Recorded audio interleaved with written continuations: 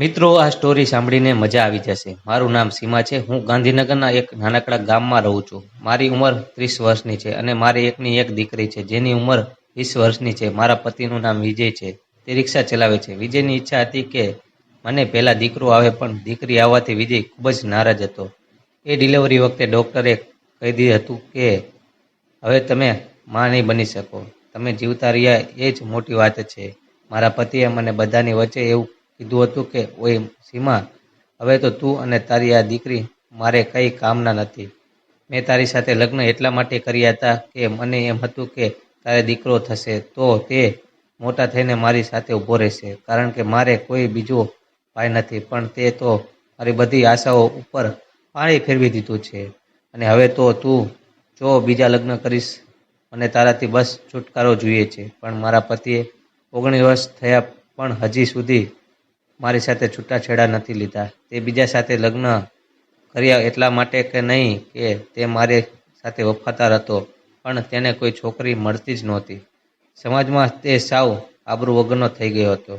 ગામમાં બધાને ખબર હતી કે આની પાસે કોઈ ધંધો કે નોકરી નથી. તેની જે રિક્ષા હતી એ પણ તેને વેચી નાખી છે. હું બીજાના ઘરમાં રસોઈ કામ કરતી હતી અને તેનાથી જ આખું ઘર ચાલતું હતું. આ બાજુ મારી એક દીકરી હતી. તે પણ જુવાન થઈ રહી હતી. તેનું નામ રીના હતું. તે ખૂબ જ રૂપાળી હતી. તેનો સંગ સાવ સાપ હતો. હું મારી રીનાને ખૂબ જ પ્રેમ કરતી હતી, કારણ કે મારી એકની એક દીકરી હતી. હું તેની સારી રીતે સંભાળ રાખતી હતી અને મને ખબર હતી કે આના પછી હું માં નહીં બની શકું, એટલે હું તેને જીવની જેમ સાચવતી હતી. આ બાજુ વિજય પણ તેને હદ કરતાં વધારે પ્રેમ કરવા લાગ્યો. નકર અત્યાર સુધી તો તેણે એને મહેમણા જ સંભળાવ્યા કરતો હતો. તારે લીધે તારી માને બીજો દીકરો ન આવ્યો. પણ અચાનક તે સારી રીતે વર્તવા લાગ્યો. તેની સાથે બેસીને વાતો કરવા લાગ્યો. હું પણ વિચારમાં પડી ગઈ કે અત્યાર સુધી તો પોતાની દીકરી જ ન માની શક્યો અને અચાનક આટલો બધો પ્રેમ કેમ ઉભરાઈ આવ્યો છે. તો વિજયે કીધું કે હવે આમ પણ હું હવે ઘરડો થવા આવી ગયો છું, તો આ જ મારી દીકરી છે જે મારો સહારો બનશે. તો હવે રીના ને મારી દીકરી માનું છું. વિજય રીના માટે ઘણા બધા ગિફ્ટ પણ લાવવા લાગ્યો. તેની સારી રીતે સાર સંભાળ કરવા લાગ્યો. પણ હવે તો ઘરની પરિસ્થિતિ પણ સાવ ખરાબ થઈ ગઈ હતી. પૈસા પણ ખૂટવા લાગ્યા હતા. મેં વિચાર્યું કે હવે કંઈક પૈસા કમાવા માટે નોકરી મેળવવી જ પડશે. તો ગામમાં એક રસોઈ ક્લાસમાં મને સીવણ કામ મળ્યું હતું.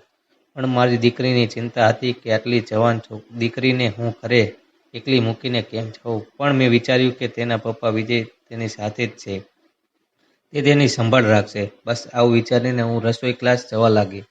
સવારે જતી અને છેક સાંજે આવતી. ઘરે આવતાની સાથે જ મારી દીકરી રીના મને કહેતી કે મમ્મી, આજે પપ્પા મારા માટે કેન્ડી લાવ્યા હતા, આ લાવતા હતા. બધું જ મને કહેતી. પણ થોડા દિવસથી મને બધું જ કહેવાનું બંધ કરી દીધું. મને ચિંતા થવા લાગી કે મારી દીકરીને અચાનક શું થયું હશે. પછી મેં મારી દીકરી રીનાને જે પૂછ્યું, બેટા, હમણાંથી તું કેમ મને કંઈ બતાવવા નથી આવતી? કંઈ ચિંતાનો વિષય તો નથી ને? રીના બોલી, ના મમ્મી, એવું કંઈ નથી. પણ હમણાંથી મને આખું શરીર દુખે છે. ક્યારેક કમર દુખે છે અને ક્યારેક તો પગ દુખે છે.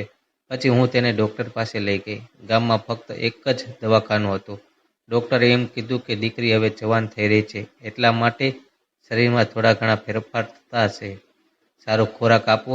એટલું બધું સારું થઈ ગયું. મેં વિચાર્યું કે એમ જ સારું થઈ જશે. સમય જતાં મેં વિજયને પણ પૂછ્યું, આપણી દીકરી રીના હવે મોટી થવા લાગી છે, તેના માટે છોકરો ગોતવો પડશે. તો વિજય અચાનક બોલ્યો, ના, જ્યાં સુધી રીનાના 25 વર્ષ પૂરા નહીં થાય ત્યાં સુધી હું એના લગ્ન નહીં થવા દઉં. મેં કીધું, પણ શું વાંધો છે? વિજય કહેવા લાગ્યો કે વહેલા લગ્ન કરીને આપણે આપણી જિંદગી દીકરીની નથી બગાડવી. જ્યારે એ સમજદાર થશે પછી એક એના લગ્ન વિચારીશું. વિજય આ બધું પ્રેમથી બોલતો હતો તો મને પણ એમ લાગ્યું કે કાંઈ નહીં, વિજયની વાત સાચી છે. પણ એક દિવસે વિજયે એવા નેવું તેને માફ ન કરી શકે. મારી આપ પર તૂટવાનું હતું. દિવસો વીતતા ગયા અને એક દિવસ રીના બોલી, મમ્મી, મને આખું શરીર દુખે છે. આવું કેમ? રીના ખૂબ જ બીમાર પડવા લાગી. તે થોડી સમજ પણ નહોતી. મને મારી દીકરી રીનાની ખૂબ જ ચિંતા થવા લાગી અને શું થયું હશે. પછી હું તેને પાછી ડૉક્ટર પાસે લઈ ગઈ. ડૉક્ટરે જે કીધું સાંભળીને મારા તો હોશ ઉડી ગયા. ડૉક્ટરે કીધું, તમારી દીકરી સાથે ન થવાનું થઈ રહ્યું છે. હું તો વિચારમાં જ પડી ગઈ હતી અને ઘરે આવીને મેં રીનાને બે ઝાપટ મારીને પૂછ્યું, તારું કોઈ જોડે લફરું તો નથી ને? રીના બિચારી રડવા લાગી અને બોલી, મમ્મી પ્લીઝ મારો વિશ્વાસ કરો, અને બોલી, મેં કાંઈ જ ખોટું નથી કર્યું. મને કાંઈ જ ખબર નથી કે મારી સાથે શું થાય છે. પછી મેં રીનાને મારી સાથે સુવડાવવાનું શરૂ કર્યું. તો વિજય બોલ્યો, રીનાને કેમ તારા રૂમમાં સુવડાવે છે? એનો અલગ રૂમ તો છે ને? મેં કીધું, હવે એને મારી સાથે જ હું સુવડાવીશ. તો વિજય કહે છે, તો હું ક્યાં જઈશ? મેં કીધું, તારે જ્યાં જવું ત્યાં જા. પછી મેં રસોઈ કામ ઘરે જ ચાલુ કરી દીધું. વિજય બોલ્યો, આટલું સારું કામ થાય છે તો કેમ રસોઈ કામ ક્લાસ નથી જતી? મેં કીધું, બસ હવેથી ઘરે જ રસોઈ કરીશ. દંગ રહી ગયો. અચાનક મેં વિજયને પૂછ્યું, તમે તો કાંઈ નથી કર્યું ને આપણી દીકરીને? આ તું શું બોલી રહી છે? દીકરી છે મારી, વિજય બોલ્યો. હવે રીનાની તેમની મમ્મી સાથે જ સૂતી હતી. સમય જતાં તેની તબિયત સારી થવા લાગી. એકવાર જમવાનું બનાવીને બધા સાથે જમવા બેઠા. વિજય પણ ચૂપચાપ જમતો હતો, પણ જમીને જેવા હું અને રીના સૂતા કે અડધી રાતે મારી ઊંઘ અચાનક ઉડી ગઈ. મેં પાસે જોયું તો મારી બાજુમાં રીના હતી જ નહીં. હું એકદમ ડરી ગઈ. સીધી બાથરૂમમાં જોવા ગઈ. મેં થયું કે તે ક્યાંક હશે. રીના ત્યાં પણ નહોતી. પછી જેવી હું તેના રૂમમાં ગઈ અને જોયું તો મારા રૂવાણા ઊભા થઈ ગયા. રીના એના રૂમમાં ડરીને બેઠી હતી. વિજય અડધી રાતે ખાટલા પર બેઠો હતો અને જોયું તો મારી દીકરી રીનાના કપડાં લગર વગર હતા. તે સાવ સ્તબ્ધ થઈને બેઠી હતી. મેં વિજયને સીધા બે લાફા મારી દીધા. વિજય મારી ઉપર હાથ ઉપાડવા આવ્યો.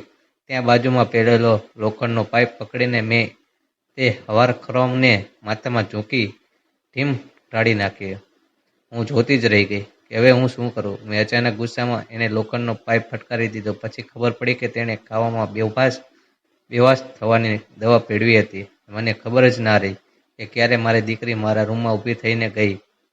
હું બધું સમજી રહી હતી તો અચાનક દરવાજો ખખડાવવાનો અવાજ સાંભળ્યો. અચાનક રાત્રે દરવાજા ખખડાવવાથી હું ડરી ગઈ. મેં મારી દીકરીને જગાડી અને બાજુમાં બહેનપણી રહેતી હતી તેની ઘરે ત્યાંથી મોકલી દીધી. મેં ઘરેણાંને થોડા પૈસા જે પણ ભેગા કર્યા હતા તે પણ તેની સાથે મોકલી દીધા. કારણ કે રાત્રે અચાનક દરવાજો બડબડ થઈ રહ્યો હતો. બહારથી અવાજ આવ્યો કે દરવાજો ખોલ નકર દરવાજો તોડી નાખવામાં આવશે. હું એકદમ ડરી ગઈ હતી. મારી દીકરી સાથે તો ખોટું જ થઈ ગયું હતું, પણ અચાનક આવી મુશ્કેલી હતી. ત્યાં અચાનક દરવાજો તૂટી ગયો અને પોલીસ મીડિયાવાળા સીધા અંદર આવી ગયા. હું સાવ ડરી ગઈ હતી અને કંઈક જ ખબર ન હતી કે આ શું થઈ રહ્યું છે.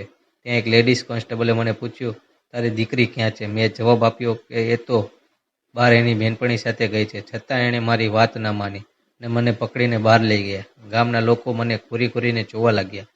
ગામના લોકોને જેવી હકીકતની ખબર પડી તો તે પણ કહેવા લાગ્યા, સીમા જે પણ કર્યું છે તે ખરેખર સાચું જ કર્યું છે. છતાં મારી ઉપર કેસ ચાલ્યો, મુકદ્દમો પણ ચાલ્યો. પણ થોડા સમય પછી મને છોડી દેવામાં આવી. બહાર આવ્યા બાદ મને પૂછવામાં આવ્યું કે તમે આવું શા માટે કર્યું? મેં ડર્યા વિના બધું જ કહી દીધું. તે ક્રૂર માણસ મારી દીકરી સાથે જ કરતો હતો. એટલા માટે મને જે ઠીક લાગ્યું એ મેં કર્યું. જેલમાંથી છૂટ્યા પછી ઘણા સમય પછી મેં મારી દીકરીને જોઈ.